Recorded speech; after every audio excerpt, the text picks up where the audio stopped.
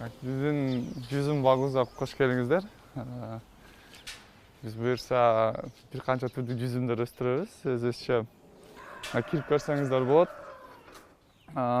Жүзүмдүн биздин парктын мындай өзүбүзчө ат коюп, жашыл бак деп койгонбуз. Green Garden же ушул үйүбүздүн фазенда деп элестетип. Өзү бизди атабыз үйрөткөн ушул жүзүм өстүрүү боюнча биздин устазыбыз атабыз. Көрүп турганыңыздардай бир жакта Ризамат ата деп азыр биздин шаарда эң мындай адамдарда спрос көп болгон жүзүмдөр. Ар биринин чоңдугу бир 10 сомдук монетадан да чоң. Бул жак кара чарас деп жүрүңүздөр көрсөтөйүн. Анан мындай сезип аткан болсоңор, мына стиль биздики кыска да. Көп жерлерде чоң кылып салып алышат, анан бир камтек кылганда кыйын, жүзүмдү үзүп жегенде кыйын. Бизде колу менен үзүш да кереги жок көрмөсүн. Буюрса мына чоңдугун айтайын, ар бири 3 килограмм ушундай чыгат. 4 килограмм чыга тургандар бар мына. Буюрса натыйжалар жакшы. Буга биз бир канча жылдардан бери аракет кылабыз. 2014-2015 жылы санагам, ушу биздин үйдө 1500 ушундай кусточка деп коебу, шиңгил жүзүм санап чыккам. Дальше жүрө бериңиздер.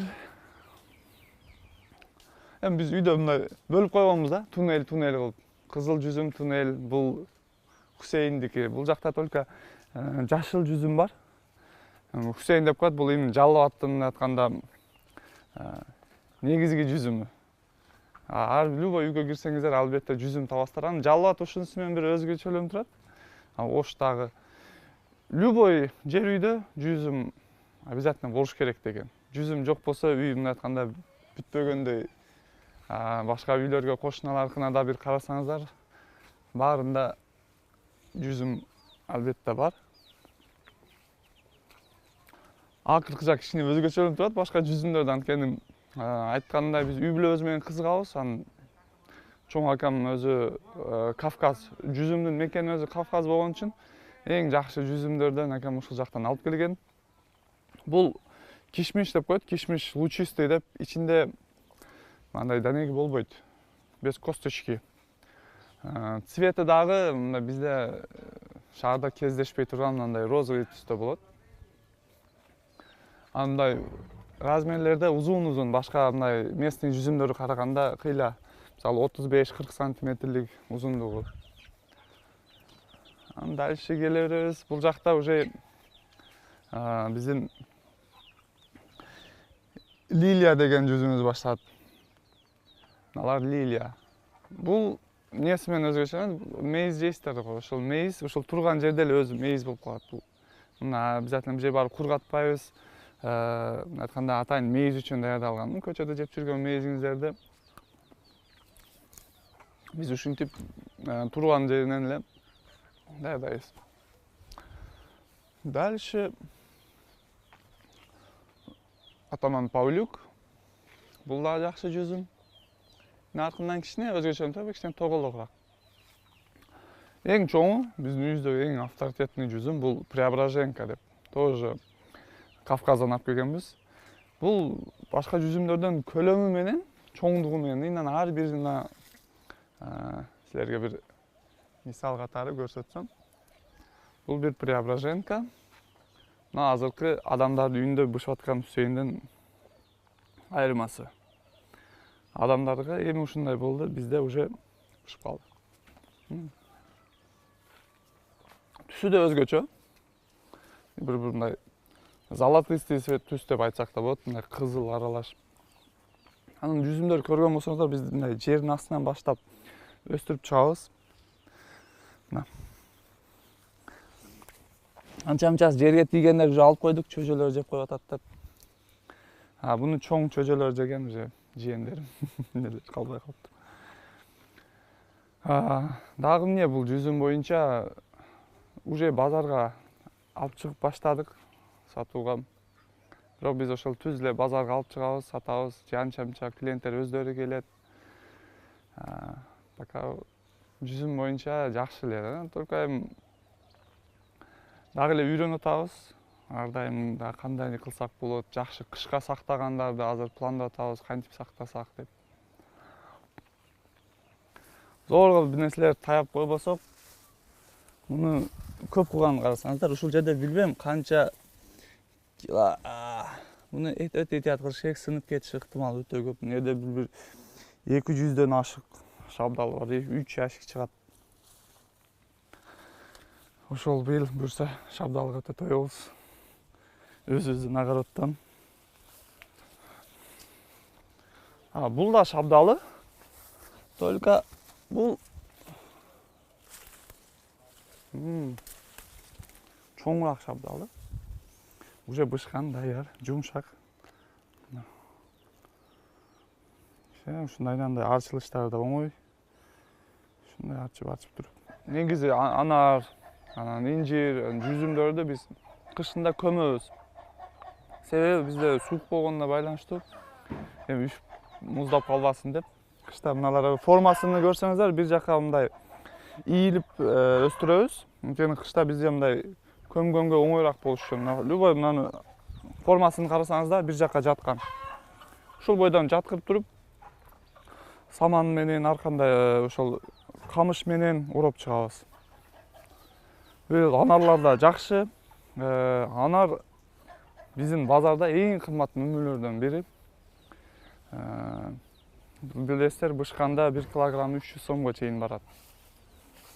Кийинки бизде эң өзүбүз үй бүлөбүз менен сүйгөн бул анжыр, инжир деп коет. Бизде өзү көп өспөйт, көбүрөөк Өзбекстандан келет, бирок биз ошону өстүрүп атабыз. Анан анжыр эмнеси менен өзгөчөлөнөт? Башка мөмөлөр жылда бир жолу кылса, бул бир жылда 3 жолу кылат. Июлда бир бышат, июлдун акырында бир бышат. Октябрда уже экинчиси бышып калат, үчүнчүсү бышканга жетишпей калат, анткени бизде күндүн, жылуулуктун мөөнөтү кыска болгонуна байланыштуу. Анда карасак өзү биз көбүрөөк ушу 3 дарактарды жетишебиз да, мөмө жейбиз. Инжир, гранат, анар, анан жүзүм. Себеби бул ушул үчөө биздин динибизде бейиштин мөмөлөрү деп айтат. Ошон үчүн биз дагы ушуга көбүрөөк басым жасаганбыз. Анан анча-мынча апам ушундай кургап койгон анжирды, анарды, анан алма, кокон гиляс, бул жакта мынтип курутабыз, кургатып, сухофрукты кылып. Эми биз анчалык профессионал эмеспиз, бирок кышында компоттор жасаганы өтө жакшы. Өзүбүздүн огороддон 100% экологически таза болгон, эч кандай бир дары-дармек эчтеке аралаштырбайбыз. Биздин атабыз да аны жакшы көрбөйт, гибрид кылып, анан улаганды кандай болсо ошондой сактап өстүрөбүз. Андан сырткары бизде жүзүм көчөттөр сатабыз, ар кандай гүлдөрдүн көчөттөрү бар. Азыр бизде теплицабыз атайын жүзүм көчөт үчүн даярдалган. Азыр мен силерге көрсөтөйүн. Бул жерде 6-7 сортто жүзүмдүн түрлөрү экилген. Бул атам бир жакшы метод ойлоп чыкты. Эми акыры ошо кеч болду, бирок эч капельный мындай тамчылап өстүрмөдү, эч иштетпей жатканбыз да. Анан атам бир ошону бир жүзүмгө колдонойлу деп ошол тамчылап өстүрүүдү баштады. Мына быйылкы экилген жүзүм көчөттөр уже 2 метрден узун болуп кетти. Карасаңыздар. Мен боюм 1,87 болсом 2,5 метр болуп кетти. Бир жылда. Жүзүм өзү 2-3 жылда мөмөгө кирет. 3 жылда кирет. Бирок мынчалык чоң болуп кеткенин биз эч мындай ата менен күтпөгөн элек. Анткени бир жылда бизде мурун мынча болот эле. Бул 3 жылда ушундай размерге келет эле, бирок атамдын инициативасы менен ушундай кылып калдык. Анан ар бир жүзүмдүн астында биркалары бар. Мунун аркы жактан киргенде көрсөтөм, аталыштар жазылган. Что Ризамат ата 2021 жылы эгилген мынча штук деп адашып кетпештик үчүн. Анткени биз сатып атканда дал билишибиз керек, кайсы жүзүмдү сатып атабыз, анан канча жылдык жашына карап. Анан башка дарактарды мындай стилде да өстүрөбүз. өзү бак дарактарды күздө же жазында эгиш керек. Мынакы бар. Биз болсо жайында да эге турган методун кылдык. Кантип дегенде, биз ушундай чараларга эгебиз. Челектерге эгип, адамдар мисалы азыркы мезгилде мисалы июлда турган болсок, мага инжир эгип бериң десе, ушу менен барабыз дагы нансыны кесип туруп, ушул бойдон салып коебуз. Инжир өзү дагы сезбей калат башка жерге түшкөнүн дагы. Анткени бул өзү өсүп жаткан жери лайы менен бирге салып коебуз. Эгер чыгарып эге турган болсок, бул уже кармабайт. Анткени жалбырактары чоң, буга уже суу жеткире албай өлүп калышы мүмкүн. Ар бир жер жазган кишмиш лучистый. Быйыл 2021 келген булар баардыгы. Кишине өткөндөн кийин андай өзүнүн кийинки бир калары бар. Бул Хусайин золотистый деп. Алтын түстүмдө өтө жылтырак болуп, набаттай ширин болгон үчүн золотистый деп коет. Бизде мындай ар кандай инициативалар, жаңы бир идеялар киргизип, know-how, innovation деп. Мисалы бирөөнү кыскада, бирөөнү дубалга жабыштырып өстүрүп атабыз. Үстү бош турбасын деп башка абактарды өстүрүп атабыз. Көргөнүңүздөрдө билбейм канча килограмм чыгат булар. Чоңдугу эле бар. Мына баягы мен айткан люфа. Бул өзүбүздүн огороддо өстүрөбүз. Көпчүлүк ойлосо керек, эмне бул кабачокпу деп. Жок, бул биздин тил менен айтканда казан жугуч деп коет. Же мочалка. Бул экологически өсөт, конечно, бул 100% таза нерсе, анткени ошол эле күзгө жакын кургап, ошол тамырларынан мындай мочалка пайда болот. Бул бир канча жылга чейин иштетебиз. Муну мурункулар табаларыбыз кесип, муну ушул зым менен жууй турган барбы? Катуу нерселер. Ушундай эле бул менен жуйт. Же болбосо мочалка. Муну ысык сууга салгандан кийин бул жумшак болуп калат. Башка бир баягындай пластиковый ар кандай нерселерден көрө биз мисалы үй бүлөбүз менен ар бирибиздин өзүбүздүн ушундай мочалкабыз бар. Эки чекесин кымчып туруп, ручка кылып койгонбуз. И всё. Өткөндө ушул Уланбайке келип айтып, силер базардан эчтеке албайт окшойсуңар деди. Анча-мынча дарбыз алабыз, калган баары жок үйдө эле өсөт. Анан негизи бул иштерди кылган атам, кетмейтин. Бизди ушул нерселерди үйрөтүп, күнү эртеңден кечке бул жака өтүп кетип атканда да жүзүмдү карап, ошо атам бизди үйрөтүп. Ассалому алейкум. Маселе сиз айтып үйрөткөн нерселерди мен жеткерип атам. Канчам сесед өзүм кылып койдум деп атам. Өз негизи бул жак атам кылат. Экөөбүз кылабыз да. Ошол Эми буну энергиясы менен иштеймен да мен. Давай да кылабыз десин, деп башлап арамыз, кылып арамыз. Кудай мана кылып берип атат. Ошол жүзүмдүн тамчылап өстүрүүнү деген дагы ушул атам өзү ойлоп тапты. Дагы бул жакта бизде көбүнчө өстүрбөй турган эмне бар? Иранский фисташки деп коет. Билесиздер, мына үчү ачылып жей турган өтө кымбат. Базарда 500 сомдон кымбат турат анын 1 килограммы. 500 сом, 700 сом. Ошону азыр өстүрүп атабыз. Азыр эмнеде бир 20дай көчөтү өсүп калды. Буюрса бир 4 жыл ичинде мөмө кирип калат алар. Анткени биз уруктан чоңойтуп атабыз. Уже буюрса бышканда мен силерге сүрөттөрүн жөнөтөм. Ушул эгер сунуш берилем, эгер мочалка алам десеңиздер, ушундай азыр дүйнө экология кайтатпайбы? Ошон үчүн биз дагы кичине болсо да салымыбызды кошуп, мындай экологиялык нерселерден алып, өзүбүздүн жүзүмдөрдөн жеп, ар кандай помело, самело деп гибрид тамак нерселер, мөмөлөрдөн көрө өзүбүздүн жерге мындай не деп коет, климатташтырылган, өзүбүздүн негизги эч кандай гыда бир нерселер кошулбаган мөмө жемиштерибизден жей бергиздер. Өзүбүздүн национальный продукттарыбызды колдойлу. Ошондо биз өнүгөбүз. Сварка кылат да атам. Бизде акаларым да сварка кылат. Анан ушундай гүлгө мындай подставка кылып бериңчи десем, идеялары менен сен сүрөттөрүн көрсөт, мен кылып берем дейт. Мен да интернеттен карап Мына тележкага окшойт экен ата, ушу сонун экен десем, ошол күнү эле кылып берди. Чарчадык, раскалап, мына гүлдөрдү коюп койдук. Кичинекей акам мындай эле кылат. Кичине чаң басып калыптыр. Бул жүзүм, биздин Ризамат атанын жүзүмүнүн темирден жасалганы, кованный деп коет. Мындай чокто кыздырып, эритип жасаган. Ушундай ар кандай эстеликтер, антиквар нерселерди жасап турабыз. Кирип кое берейин. Мына булар дагы ушундай гүл кое турган. Булар да ушундай гүл коюп. Атам отундарды чабып атканда дагы бир мындай бир жаңылык киргизели деген ойдо арда, мисалы отундарды жөн эле койбой, кел мындай полка кылайлы, анан интернеттен мынандайын көрдүм ата десем, кел мынандай кылайлы деп. Отунуң дагы өзүң айтат го, адамдын кылган ишине карап өзүнүн характери деп. Ошого жараша биз да оңдоп соңдоп коюп. Бул жакта вообще башкача жүзүмдөр Өзбекстандан алып чыккам. Кетмансап деп коет экен. Анан Ризаматтын башкача түрү. Биздин үйдө жок. Ошондой жүзүмдөр алып чыктым. 3 жыл болду. Эмки жылдан буюрса булар да мөмөгө кирет. Көпчүлүк айтат да.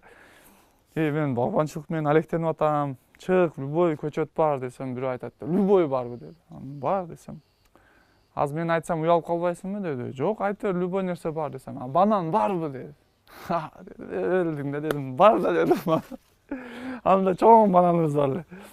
Банан да бар десем, ойчу деди, банан да бар. Киви бар эле, киви кичине көчөтү да, кичинекей. Мынтип өстүрөбүз. Канча бизде мөмө бербейт. Бирок кандай десем экен, бул да бир статус өзүчө. Барбы? Бар. Мөмө бербесе да зато бир жылда мисалы 6-7 ушундай жалбырактан чыгат. 11 жалбырак чыкканда мөмө кирет экен. Бирок бизде күндүн айтканыбызда бизде кыска болгон үчүн мөмө берген жетишпей калып атат. Бул бадам, миндай, өрүк. Мына жерде дагы өтө бул жак уже биздин экзотика. Тропический, экзотический, мына өткөндө да көрсөткөм, мына биз лимондорубуз. Быйыл жото азыраак болду, негедир, бирок мөмөлөрү бар. Мына лимондорду өстүрүп атабыз. Еще кызыктуу бир факт айтып коеюн. Мыналар темир чырыбайт да. Анткени бул билсеңиздер, көп жаш чоң адамдар билет. Киргизияда биздин мурунку кир жууй турган машиналарыбыз болгон. Ошол машиналардан биз үстүңкү жагы нержавейка. Ошондон биз мынтип чоң көчөттөр өстүрө турган айтканда горшоктор жасап алганбыз. Бул эмне? Чырыбайт. Өтө чыдамкай, көп жылга жетет. Башка пластмассовый онондой төөктөрдөн көрө өтө жакшы. Кармагычтары бар. Эгер ушундай кир машиналарыңыз бузулуп калган болсо, иштебей жаткан болсо, ошентип жакшына кылып алсаңыздар болот. Бул жакта ошол ар жактан жеңем өтө кызыгат гүлдөргө. Мен көчөттөрдөн нерселерден алып келип берем, жеңем өзү көбөйтүп. Мына адашпасам мужское счастье, женский счастье деген гүл, анан мужское счастье деп. Көрүп турганыңыздардай ар түрдүү гүлдөр бар. Өз негизи булар бардыгы эле комнатный гүлдөр. Аны горшокко отургузса болот.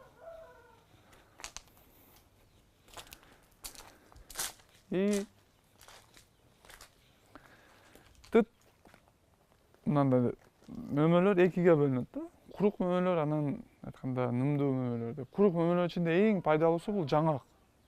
Ошон үчүн билсеңиздер мээге окшоп турат го. Мындай нымдуу мөмөлөр ичинде эң пайдалуусу тыт дейт. Ошол тыт өзү майдын акырын июнда бышып туруп уже бүтөт да. Бирок мындай шалт деп коет.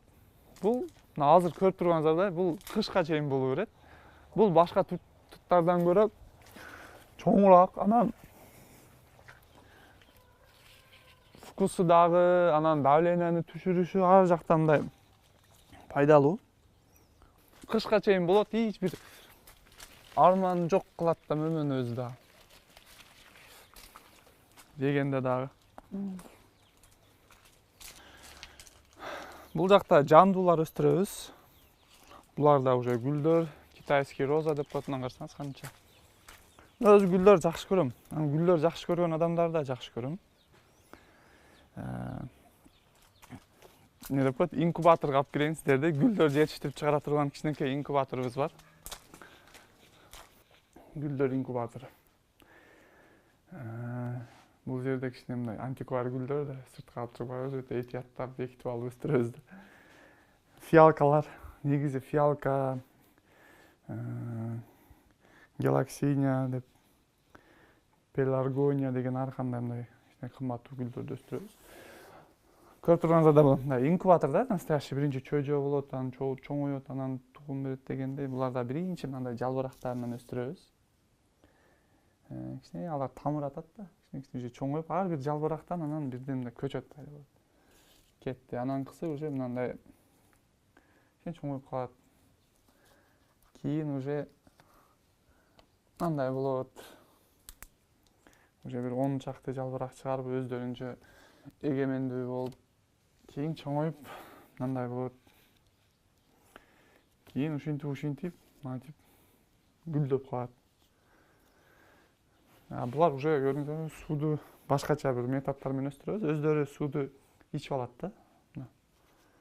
Мынага эле суу куябыз. Өздөрү сууну соруп алышат. Кыйла суу сап калышыптыр, суулар аз калыптыр.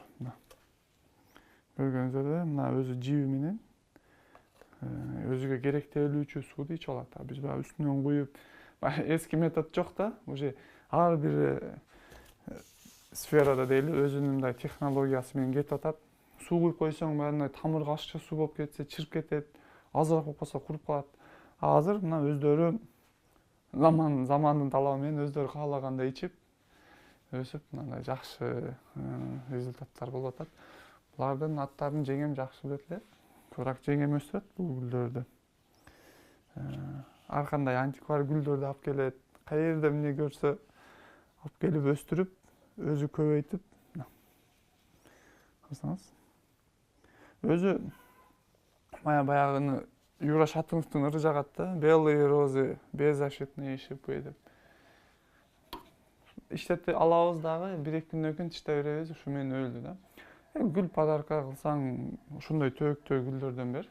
Эми бул мен өстүргөнүм үчүн айтпайм, буга чейин да айтат элем да.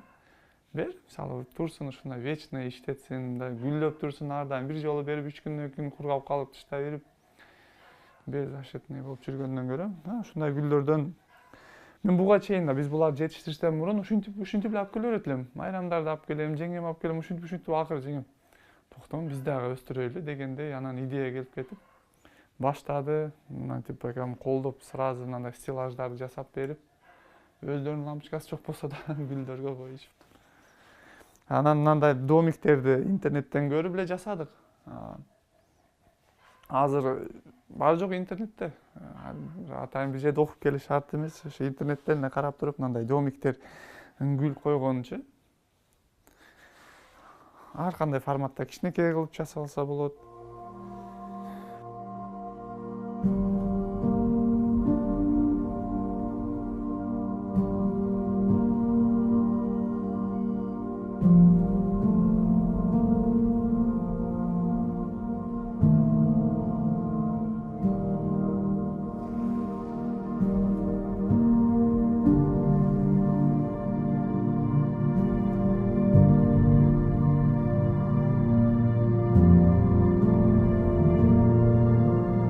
Атам бир жерге бирөөнүн үйүнө барып калып айтып атат.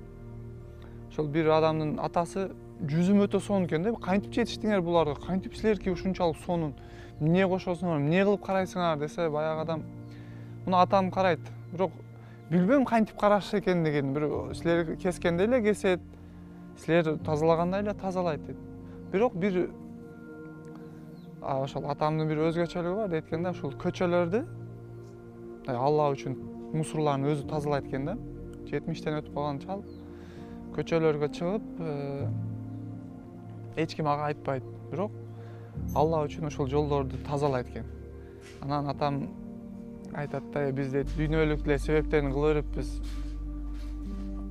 Ахиретке да ойлош керек экен. балки сыры ушул жактадыр дегендей кылып башкача көз караш менен да аракет кылып калдык.